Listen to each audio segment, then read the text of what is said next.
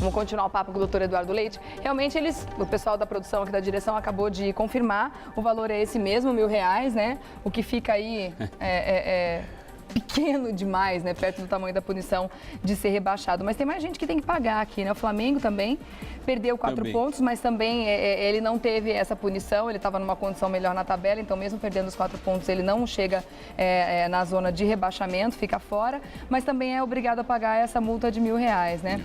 Mas como você estava comentando agora, a questão de quem perde muito com isso, eu acho que no geral todo mundo perde, mesmo quem está sendo beneficiado, o Fluminense no caso, acho que fica tão feio para eles, né? Eu diria agora, sem focar, eu acho que a campanha do Brasileirão foi um fiasco. Foi um fiasco porque nós tivemos problemas em campo, nós tivemos problema com os torcedores, né? Nós vimos aí aquele jogo em Joinville, todo esses em Brasília, em Joinville, ou seja, que deu um péssimo exemplo.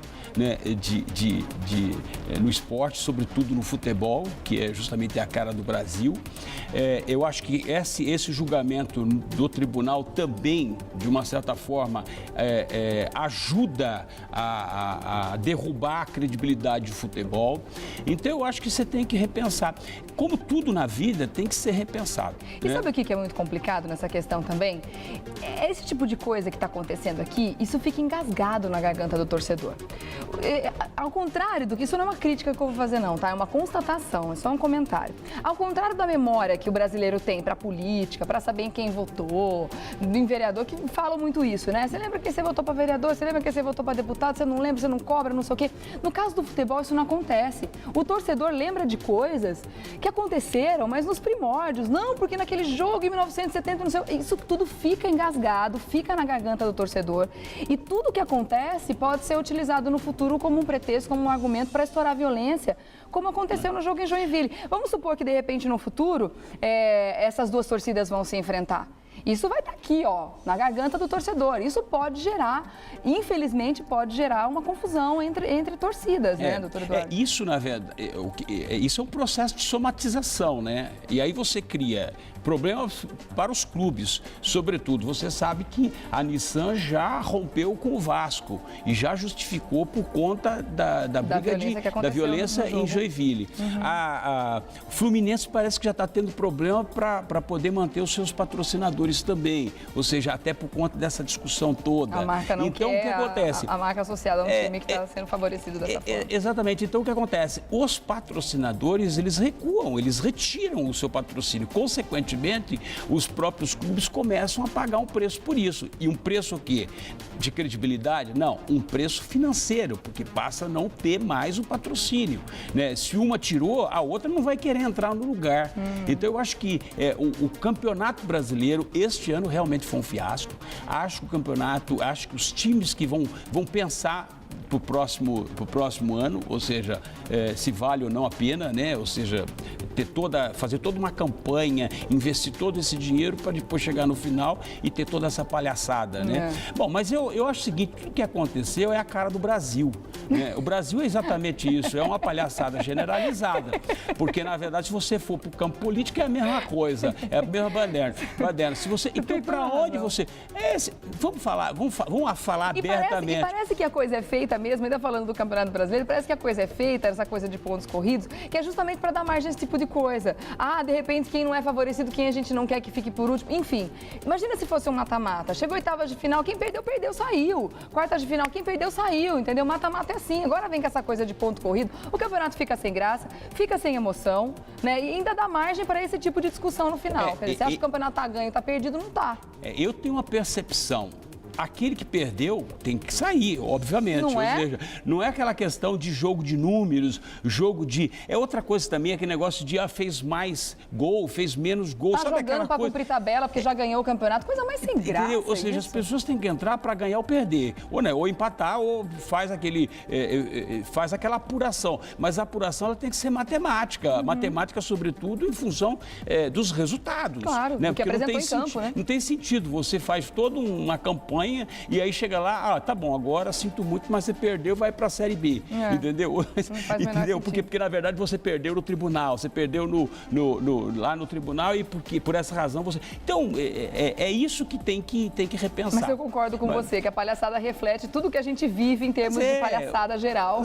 Se você for pensar, nós vivemos num grande circo, né? E nós somos, obviamente, os palhaços do picadeiro, porque é isso, nós pagamos ainda para tudo isso, né? Não pense você... E caro, hein? Porque pagamos caro, ou seja, você vê aí o negócio dos estádios, quase 10 bilhões de reais gastaram com futebol, ou seja, e aí você vê que as coisas não vão, as contas não vão fechar, as contas não vão pagar, os clubes vão ter dificuldade, hoje tem vários clubes que na verdade não pagam impostos, você sabe disso, são denunciados. Então, sem o patrocínio, sem a credibilidade, né, sem o país do futebol, o que vai restar? Não vai restar muita coisa, né? E é isso que está acontecendo no nosso país, ou seja, nós estamos perdendo os referenciais, os principais referenciais que nós temos, que é futebol, que é o carnaval, que também já está sempre tendo problemas. Nós já tivemos problemas em apuração do carnaval, lembra alguns anos atrás, onde o maluco vai lá, arranca os votos e cria todo um problema. Então, isso é o que está acontecendo no Brasil, entendeu? Ou seja, não tem muita coisa para... Infelizmente, a gente deve generalizar, né? É de A a Z, entendeu? Que loucura. Bom, vou deixar o contato do Dr. Eduardo Leite para vocês. 500 Melhores Júris através do Facebook. Você faz contato também, tem muita coisa bacana para você curtir na fanpage. Agora eu quero me despedir de você por este ano, né? Afinal de contas, esse é o último programa ao vivo que o Dr. Eduardo está com a gente. A partir da semana que vem já temos aí os programas, já estão gravados.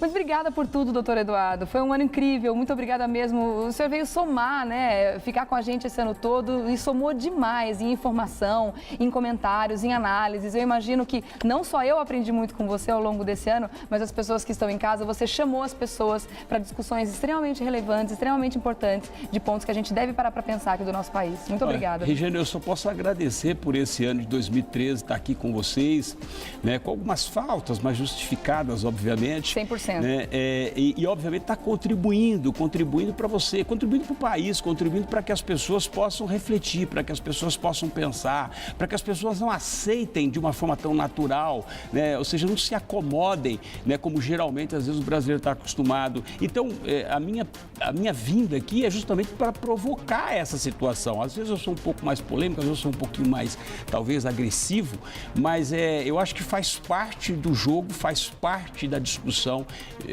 de repensar o país, de repensar que as pessoas não podem se acomodar, que as pessoas têm que continuar protestando, que as pessoas têm que continuar se manifestando, porque eu acho que esse é o objetivo maior. Então eu quero só agradecer a sua companhia, a companhia da Marisa, tive a oportunidade de dividir a bancada por alguns momentos. Quero agradecer o nosso diretor, a Oneri, por mais esse ano e a toda a equipe, né? Toda a equipe que compõe essa família aqui da Gazeta, que para mim só foi motivo de muito orgulho estar aqui com vocês. Eu espero que no próximo ano tenhamos novos desafios para que possamos, obviamente, continuar. Nós temos o fórum em março aqui do Comitê da ONU que nós vamos fazer aqui em São Paulo. Enfim, tudo isso possa contribuir para que nós possamos ter um futuro melhor.